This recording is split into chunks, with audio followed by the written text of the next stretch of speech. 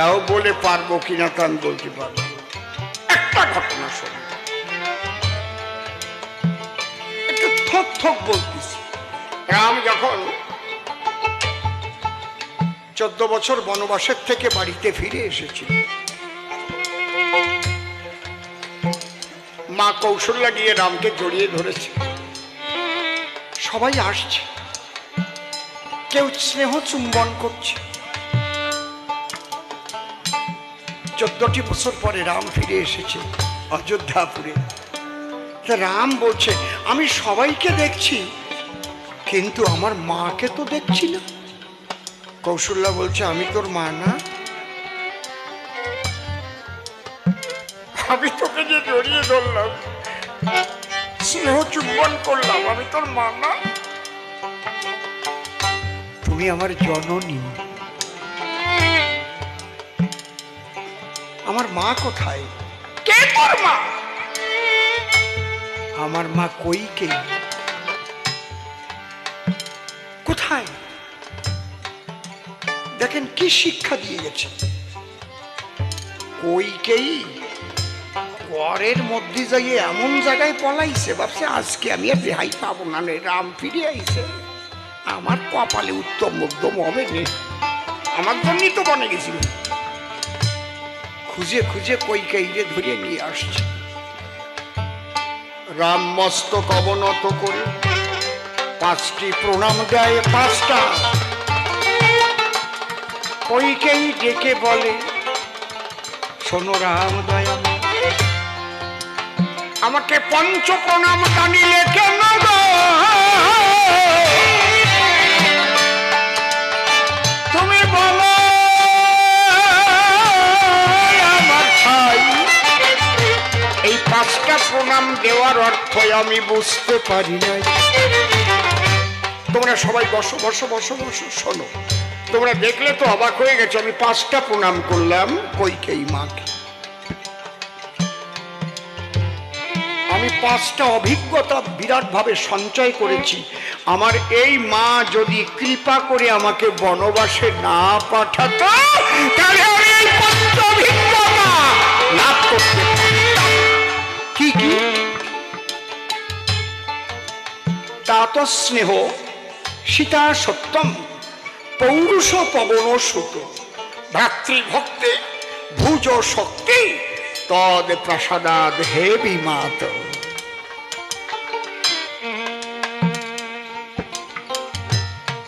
মা, আমি যদি বনে না যেতাম তাহলে কোনোদিন বুঝতে পারতাম না আমার বাবা আমাকে এত ভালোবাসে। আমি বনে যাওয়ার ফলে বাবা সেই শোক সহ্য করতে না পেরে মৃত্যুর কবলে ঢলে পড়ল। শুধু বলেছিল বাবা রাম রাম রাম রাম বলতে বলতে বাবা মারাই গেল। আমার বাবা যে এত ভালোবাসে, মা তোমার কৃপায় আমি বুঝতে পেরেছি। তাতস্নেহ সীতা সত্যম, সীতা যে এত বড় সতী। তুমি যদি বনবাসে না পাঠাতে মা,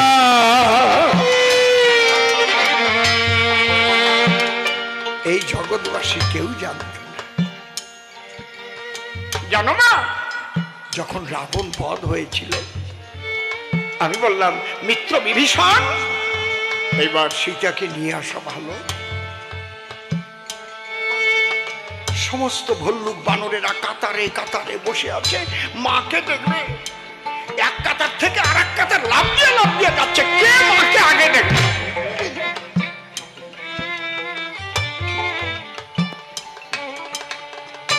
মাকে নিয়ে বিভীষণ এসেছে, মা সীতা।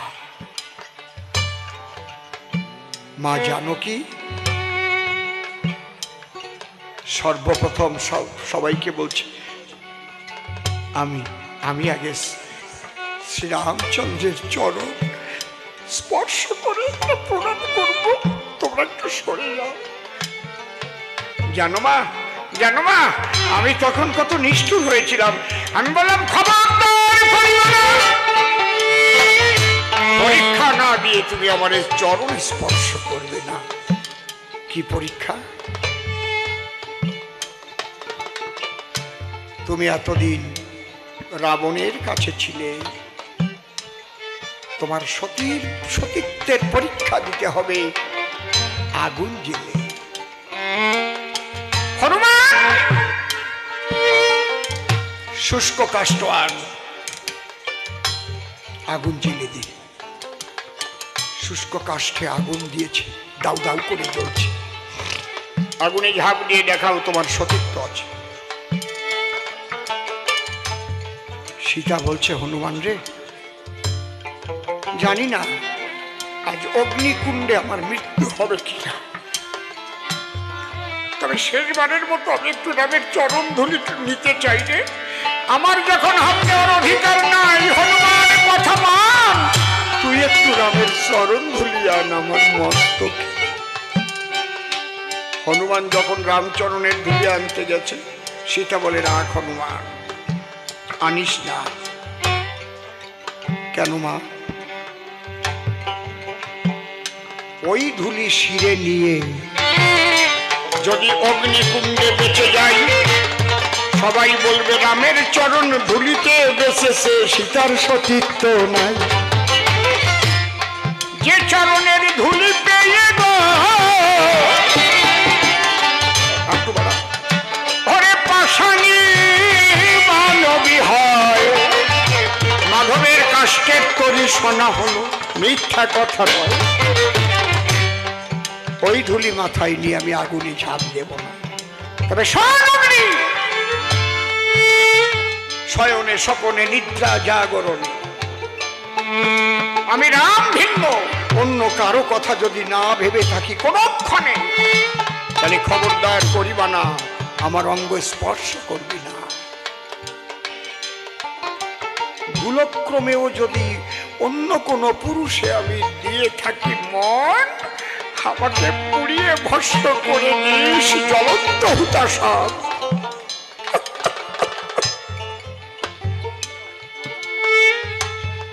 এই বলে সীতা দেবী আগুনে ঝাঁপ দিল।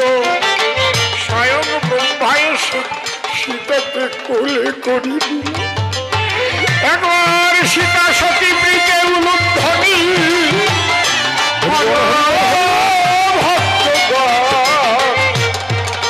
দেখো রামের সীতা সে ছিল কেমন।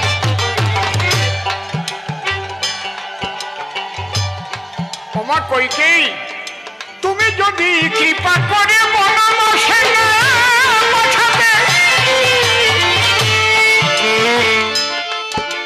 তাহলে ত্রিজগতের কেউ জানতো না সীতার মতো এমন সতী কজন আছে জগতে। তাহলে তাত স্নেহ সীতা সত্যম। হ্যালো হ্যালো, এই আগের মতো ওটা আবার খুলে দে, বাড়াই দে ভলিউমটা, ভলিউম। হ্যালো। পৌরুষ পবন সুত। আমা, তুমি বনে না পাঠালে আমি হনুমানের মতো এমন ভক্ত কোনো দিন পেতাম না। জগতে কেউ জানত না একটা বনের বানরের অটুট ভক্তির দ্বারা বক্ষ চিরে রাম সীতার যুগল মুক্তি দেখাতে পারে। এমন ভক্তিও হয়, কেউ জানত না, শুধু তোমার কৃপায়। তা তো স্নেহ সীতা সত্যম পৌরুষ পবন সুত ভ্রাতৃ ভক্তি। মা মা, আমি তো বনে গিয়ে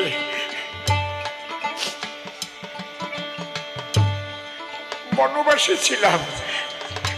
আমার ভাই ভরত সে যে রাজ্য সিংহাসন পেয়ে বনবাসীর চেয়ে কঠিন জীবন যাপন করেছে। দাদার প্রতি ভরতের যে ভক্তি, লক্ষণের যে ভক্তি, আমি যদি বনে না যেতাম বিশ্ববাসী কেউ জানতো না। আমি যখন প্রথম রওনা হয়ে চিত্রকূট পর্বতে দিলাম দর্শন, সঙ্গে আর কেউ নাই, মাত্র আমরা এই তিনজন। আমি সীতার লক্ষণ, হঠাৎ দেখছি সামনে ভরত আর পিছনে প্রচুর লোকজন আসছে। লক্ষণ বলল, দাদা পালাও। কেন? রাজ্য নিয়ে ভরতের মনস্তুষ্টি হয় নাই। ওই দেখো লোকজন নিয়ে এসছে আমাদের বধিবার তরে। আমি বললাম, লক্ষণ তুমি চেনো না ভরতের, আসতে দাও।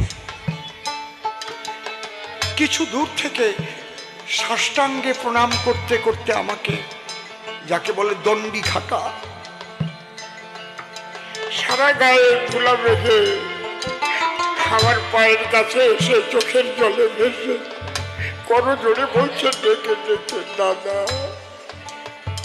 আমি হাত ধরে টেনে নিয়ে আমার বক্ষে জায়গা দিয়ে বললাম, ভাই দাদা ফিরে চলো, বাড়ি চলো। আমি বললাম, না ভাই, বাবা তোকে তো রাজত্ব দিয়ে দিয়েছে, আমাকে বাবা 14 বছরের জন্য বনবাসে পাঠিয়ে। ভরত বলল, দাদা তাহলে ওই সিংহাসন ওই রাজত্ব আমার তো, আর কারো না তো? আমি বললাম, হ্যাঁ ভাই তোর। তাহলে আমার জিনিস আমি ইচ্ছা করলে তোকে ওকে দিতেও পারি। হ্যাঁ পারিস। বলে, দাদা তাহলে আমার রাজত্ব আমি তোমাকে দিলাম, ফিরে চলো, ফিরে চলো রাজত্ব। দাদা গো, গিয়ে দেখো রাজত্ব। যুব যুবা, নারী পুরুষ, পশু পাখি সবাই রাম রাম বলে কাঁদছে, রাম হারা সবাই কাঁদছে। চলো। আমি বললাম, ভরত তোর দেওয়া রাজত্ব আমি নিলাম, কিন্তু ওই রাজত্ব নেওয়ার আগে আমি যে পিতৃসত্য পালনের জন্য এলাম, এই 14টা বৎসর তুই রাজত্বটা কর। আমি 14 বছর পর এসে রাজ্য সিংহাসন গ্রহণ করব। ভরত বলল, দাদা তাহলে তোমার কাছে আমি করবো একটা চাহিদা, দেবে তো? কি? তোমার ওই পাদুকা দুখানা ফিরে তুলে দেবে।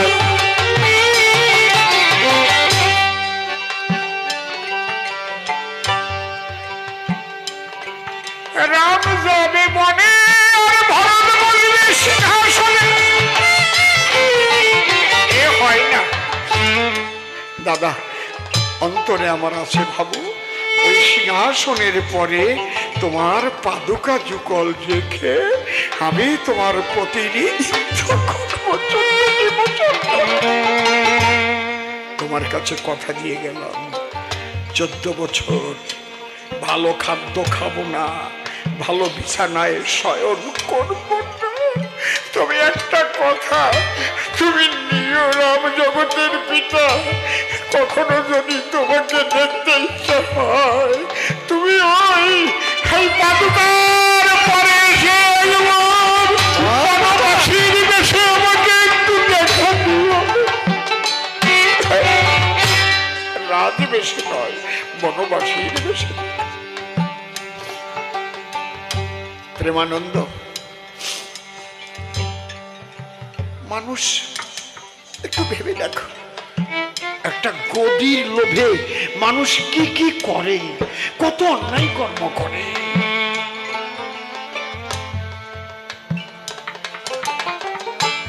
সেখানে রামচন্দ্র পিতৃসত্য পালনের জন্য বনে চলে গেল। ভরত রাজত্ব পেয়েও দাদাকে দেবার জন্য ছুটে এলো। দাদার পাদুকা সিংহাসনে রেখে প্রতিনিধিত্ব করল। কি আদর্শ!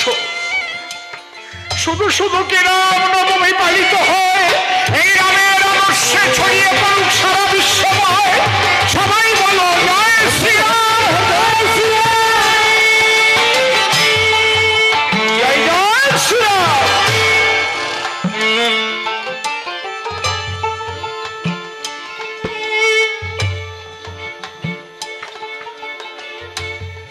তাত স্নেহ সীতা সত্যম পৌরুষ পবন সুত ভ্রাতৃভক্তি ভুজ শক্তি।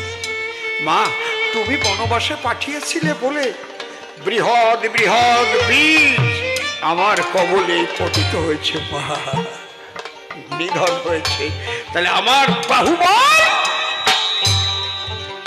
এটাও ইতিহাসে লেখা থাকবে শুধু তোমার কৃপায়।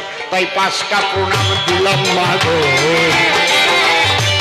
আমি হয়ে সন্তুষ্ট। এই প্রণামের জন্য তুমি পেও না তো কষ্ট। রামচরিত্র রামায়ণ বললাম না, 6 মাস যদি শুধু রামায়ণ নিয়ে এখানে আলোচনা হয়, কবি গান হয়, তাহলে কিছুটা বলা যায়।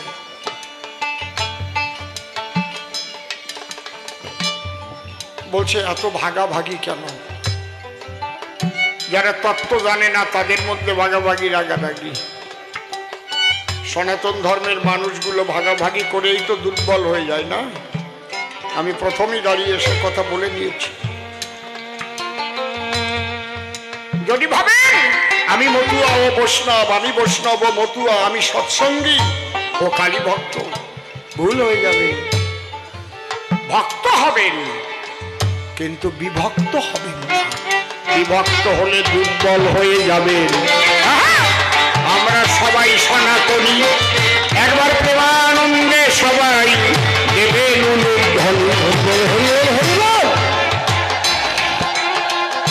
হরি বলো, হরি বলো।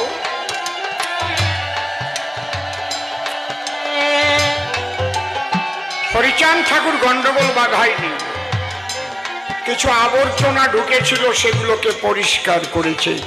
সূক্ষ্ম মানে কি বোঝো না? একটা গল্প, তার মধ্যে সারাংশ যেটুক সেটুক হচ্ছে সূক্ষ্ম। আমরা ঈশবের গল্পে পড়েছি, একটা কাক একখণ্ড মাংস নিয়ে গাছের ডালে গিয়ে বসে আছে, আর গাছের তলায় একটা পাতি শিয়াল গিয়ে ওই দিক তাকাইয়ে বলতেছে, কি সুন্দর পাখি রে, সুন্দর দুটো আখি রে, এত সুন্দর পাখি সবসময় তো দেখা যায় না। এই পাখির সৌন্দর্য আরো বৃদ্ধি পেত যদি একটু পাখিটি গান গাইতে পারত। কাক তো ফুলিয়ে লোমা লোমা হচ্ছে, আমি এত ভালো পাখি, তা গান একটু শুনো ই দেখি। তা কাক গান শোনাতে গেলে কি হবে? ডাক কি লতার গান গাবে নাকি?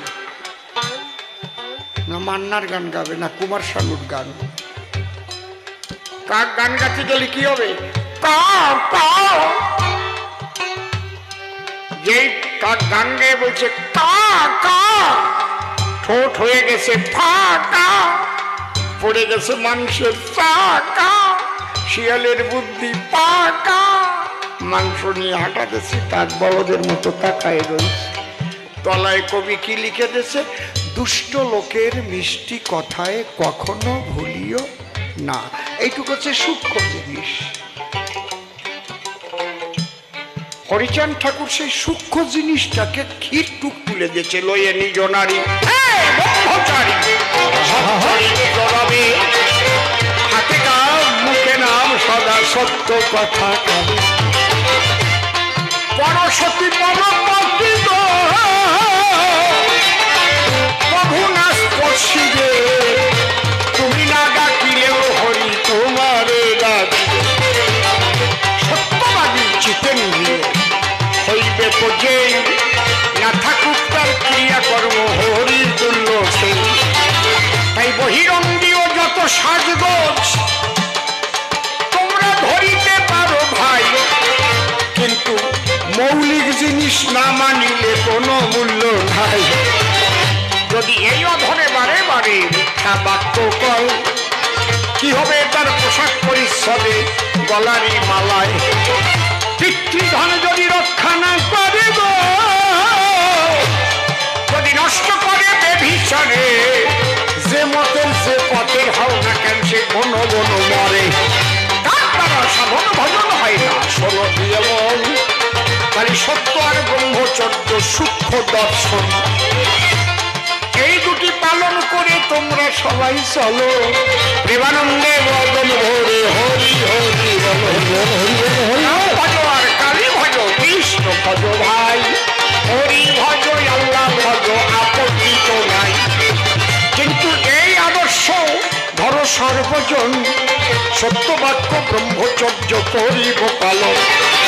আর রামচন্দ্রের আদর্শ ধরে যদি চলে জেনে রাখবেন উন্নয়ন হবেই ভূমণ্ডলে। সুন্দর হবে সংসার ধর্ম, সুন্দর হবে ভক্তগণ, পরিষ্কার বলে গেলাম স্বভাবই সদন। আর কেন বেশি কথা বলি ভাবে যাই, বেশি বলে আমার কইবার প্রয়োজন নাই। দেখি এর পরে সে কোন কথা কয়, কোন ভাবের ভাবধারা সে উঠাইয়ে লয়। একটারও জবাব দিতে রাখি নাই বাকি, অন্তরে অন্তরে হলাম আমি সুখী। এইবার তার কথা আবার শুনে শুনে জবাব দিয়ে যাব আমি গুনে গুনে। আপনারা আছেন যত সুধী সদ্গণ, শান্ত হয়ে বসে থাকেন সর্বজন। ও আবার নূতন প্রশ্ন করবে দান, আমি এসে সবার পাশে দেব সমাধান। প্রথমবারের ভাব আমার ক্ষান্ত হয়ে গেল। জয় জয় রাধা কৃষ্ণ নিতাই গরু রাম সীতা মাতা পিতা হরিচাঁদ গুরুচাঁদ দেবানন্দে হরি হরি।